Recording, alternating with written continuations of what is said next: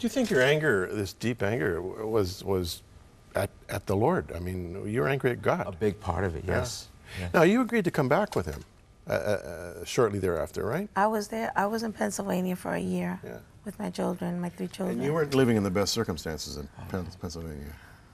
Well, I wasn't, but I had peace. I wasn't afraid. I wasn't afraid of, you know, what was going to happen when I came home, or if I came home late, or when he came home. I mean, I remember hearing the key in the lock and just feeling fear, because I didn't know what mood he was going to be in. Yeah. And it wasn't just towards me, but even the kids, you know. He would wake us up at 3 o'clock in the morning if he couldn't find the remote on a school night. He would wake up my kids. That's like the worst thing for a mom. Like, you know, do it to me. Don't do it to my children, you know. Now, but I had peace there. I didn't have anything, you but didn't I have, had You didn't have peace. anything, but you had peace. And Yes. when you get right down to it, the richest man in the world would give all of his money for some peace. Right, exactly. Benny, we got 2 minutes left. When did the turnaround occur? Well, it started at the job. The smaller company that I used to work for sold to a larger company, and I went literally from an 80-stop route to 300 and change.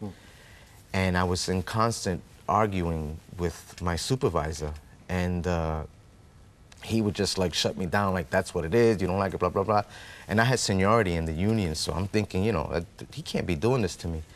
And I remember the last day that they came up to me and they even added work on top of all the work that I already had. And I was infuriated. I got to the job after doing my route. I went inside, I was arguing with him, and once again, he just like blew me off.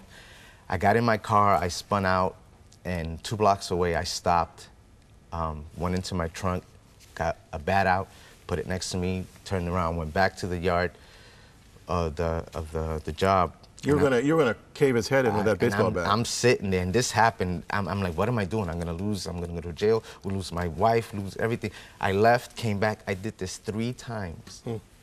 Because as I would leave the yard, I would say, I have to take care of this now, because if I take this home with me, my wife and kids are the ones that are gonna suffer. They're gonna pay for it. And as I sat there, God revealed to me that I was on the edge of a cliff. And it was like an abyss. I'm just there, and there was this breeze pushing on my back, and I'm fighting the breeze because it's pushing me over. And you gotta understand, like I said before, I knew what I had to do, but I was fighting. And at that moment, I just said, okay, Lord, I surrender. I need you. And the minute I said that, the breeze was gone. And I was able to walk away from this cliff. And only by the grace of God, I still have a family, and I'm alive. And Did you see the change right away? Yes. Are your kids bitter about what they went through? oh no, my kids are the best. You got a great family relationship? They tell me things that I used to do, and I don't even remember. A remarkable story of the grace of God. Yes.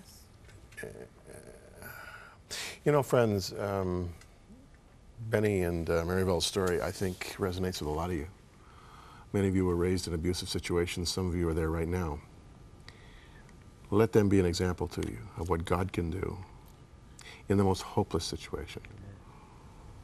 And if you are there, you need to call us. We have a phone number up there 24/7, and talk to one of our precious prayer partners who will listen and pray with you and introduce the light and the love of Christ into your life. This is a real story. It's authentic. You know it. You need to be a part of this story. Thanks, Benny. Thanks, Maryvel. Thank you.